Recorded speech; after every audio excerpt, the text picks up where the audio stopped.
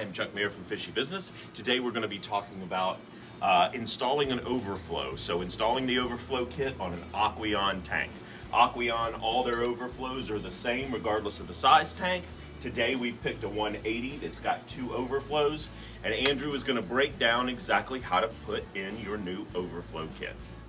These days you have several options of different tanks to buy. You can want even the same tank, like this 90-gallon right here, and it comes in 2 ways. You can have it with an overflow and without an overflow. Now what do I mean by overflow?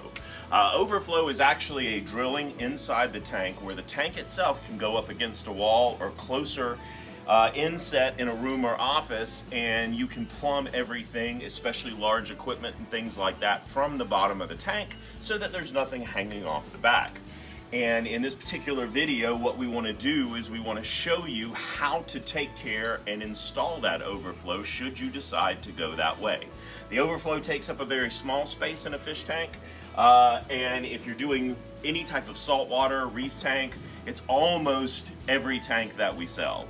You don't necessarily need to have an overflow inside the tank, but we do recommend it in a lot of cases, and this video is there to show you exactly how to do that. Hey guys, Andrew from Fishy. Just like Chuck said, we're going to get into how to plumb this. You'll notice that we have the overflow accessory kit.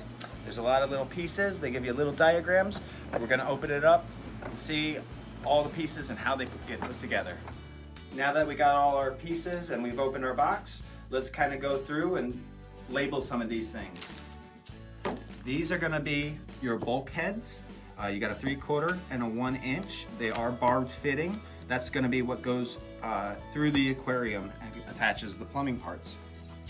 You have your adjustable drain line so that you can set the water in your overflow box.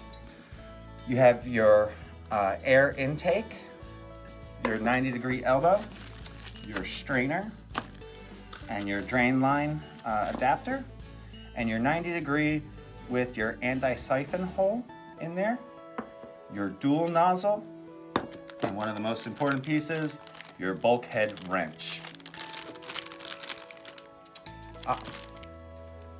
And your return line. All right, so I'm just gonna put these together as much as I can before we install it onto the aquarium. So I have my drain line here. I'm gonna get my air intake. I'm gonna put my elbow. I'm gonna put my strainer to make sure it doesn't suck up anything. And then my adapter. And that's actually gonna be my drain line put together. Then we have our dual nozzle. It's just easier to put that 90-degree on it right now. And I should mention that this may need to be cut, so you may need some PVC cutters. Make sure they're sharp. And we have that. And then bulkheads. So let's go over to the aquarium and see how that goes in. So again, the purpose of this video is to show you how to plumb the overflow boxes. Some tanks may have multiple overflow boxes, but you can just do the exact same thing I'm going to show you on the one for the other one. The purpose of them is to get the water from the aquarium down into our sump to get it all scrubbed and cleaned before it comes back into the aquarium. And I'm going to show you how to set that up right now. So there may be some additional parts and pieces required. Generally you can get them at any hardware store or your local fish store if you need them. Some of those items would be your return line to connect your overflow to the heart of the system, your return pump, and a drain line to, again, connect this to your sump. Some sumps may come with these, or you may have to purchase these separately. And then, just for peace of mind, I do use types of hose clamps and stuff just to give it a nice snug fit. One important thing I want to mention to you guys, sometimes these tanks sit in warehouses and they can get a little dusty and stuff, and it's very important that your bulkhead, where your bulkhead's going to be seated, is nice and dry. So I always just wipe it to make sure it's nice and clean. You can go from above, or one thing I learned is sometimes you can go underneath to make sure that there's no dust between the O-ring and the glass. Also, I want to mention, they do recommend, and I will get one out so you can see. As I get this nut off, you can see that there is this washer here.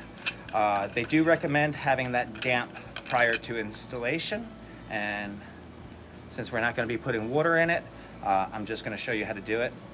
This is our 1 inch, so I am going to put that there. You want this to be on the glass, and I'm going to install it on that side, and then I'm going to take the nut and I'm going to thread it on here.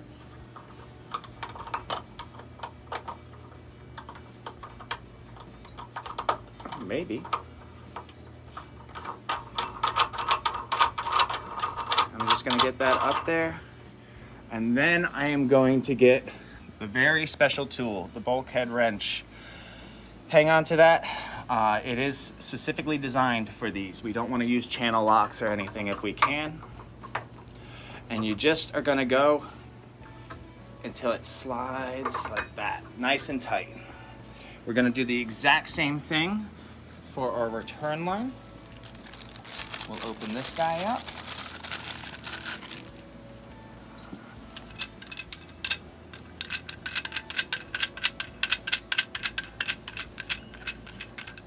And if you guys notice, all these barb fittings are going to make it really nice and easy for us to plumb. Again, the seal right there, and then the nut underneath.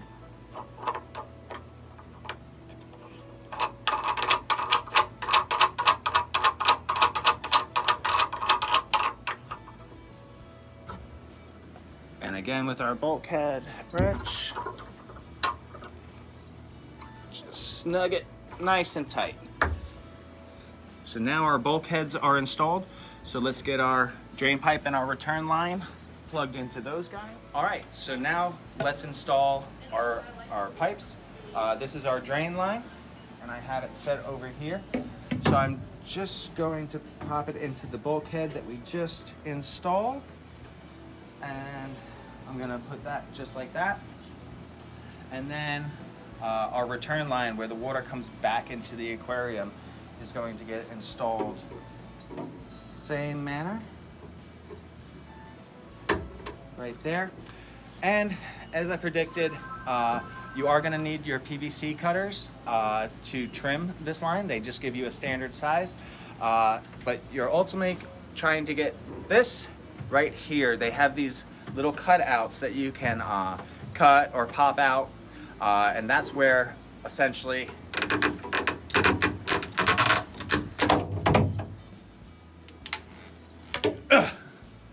so you don't have to worry about them coming off.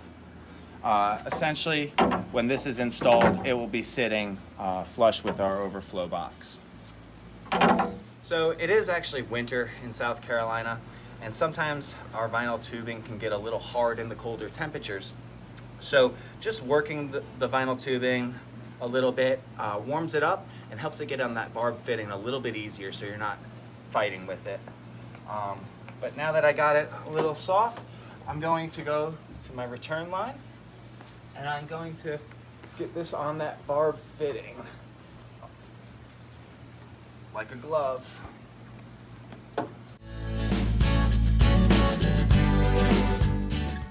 What are you doing? Trying to soften it so it goes on better for the video. It's a secret. Don't do that. So now that we got it hooked to our bulkhead for our return line, we need the pump so that we can return it to the water. CJs are great because they have that barb fitting, and you're gonna do the same thing, just plug it in there, and it is going to live in this chamber. So we'll use our imagination.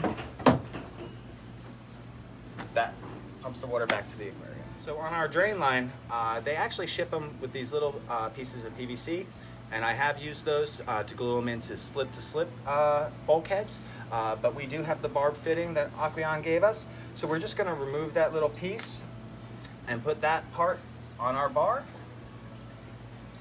just like that.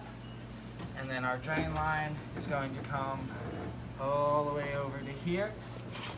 And this is a slip fitting. So this is actually where I would use this piece, and I would glue that in there. Again, for the video, I'm not making any of this permanent so that it can go to someone's house.